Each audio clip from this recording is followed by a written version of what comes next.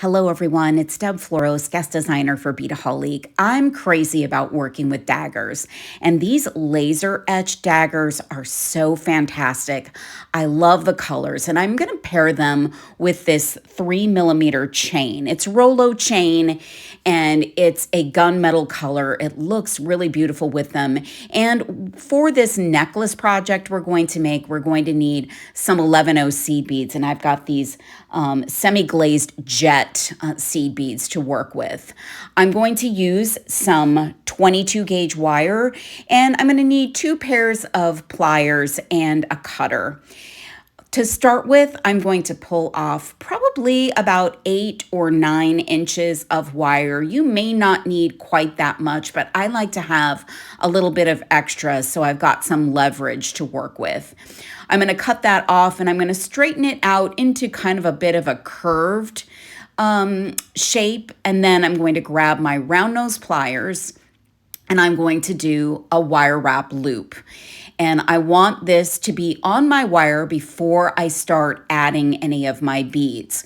We're just going to make a simple crescent pendant here with those daggers and seed beads. So I want a loop that's substantial enough that my chain can go through it, or that I can add 2 jump rings to. Now, depending on the chain that you choose, if you decide to want to hang it or string it onto chain, you will need to make sure that your hole is large enough in that loop to be able to let that chain go through it. For the pendant, what I'm doing is starting with 2 seed beads, then a dagger bead, and then another 2 seed beads, and that's the pattern. You want to start with 2 seed beads and end with 2 seed beads. Now, you can make your crescent shape as wide and use as many beads as you would like. I wanted mine to be kind of a medium-sized crescent, medium to large-sized crescent. So I've got my beads on there the way that I like. And one thing that you need to be cautious of is we're going to be shaping this wire. So before you actually do your second wire wrap loop on the other side, you'll want to get it at least mostly shaped the way that you would like. So in that crescent shape. And 22 gauge wire is still pretty pliable to work with. You'll also want to make sure that you leave a little bit more space, more than you would normally leave when you're creating a wire wrap loop at the end of something, because you want the ability to move that wire around a little bit and not crack your seed beads at the end of your pendant. So I'm creating that second wire wrap loop, trying to be consistent in the size of that loop. It should be the same size as the other. So you'll want to do a couple of wraps around, and then you'll want to cut off your excess. And you can use your chain nose pliers to help you straighten out those loops and tuck in the end of your wire. Now, I've got a little bit more of a dip in the center there than I like, but I'm going to reshape that as I go.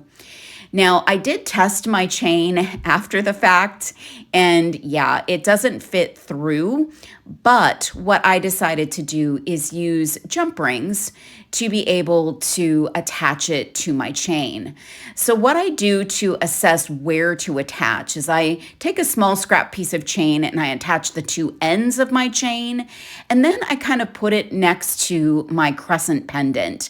And I'm just kind of assessing how I want that to hang. Now, I do want the chain to be perpendicular to my pendant. So I want to make sure that it's either going to be straight across or dip a little bit. And I chose to have it dip a little bit here. So it will kind of curve along with the curve of my pendant. So I found the proper link, and I'm taking a 4mm jump ring and I'm attaching the pendant directly to the chain. Then I'm lining up the second spot where the connection needs to be. And because you have a jump ring, you can change this. So if you don't get it in the right spot, don't worry, you can move it. So I'm attaching, and I actually was able to use 2 jump rings in each connection point, which makes it look a little bit more substantive. So I really like how that looks. It's going to hang even better than it looks lying down on the table here. And I'm shaping that wire in its final form. All I need is a jump ring and a lobster claw, and I've got a beautiful pendant and chain necklace. You can find everything to make this at beadaholique.com. Thanks for watching.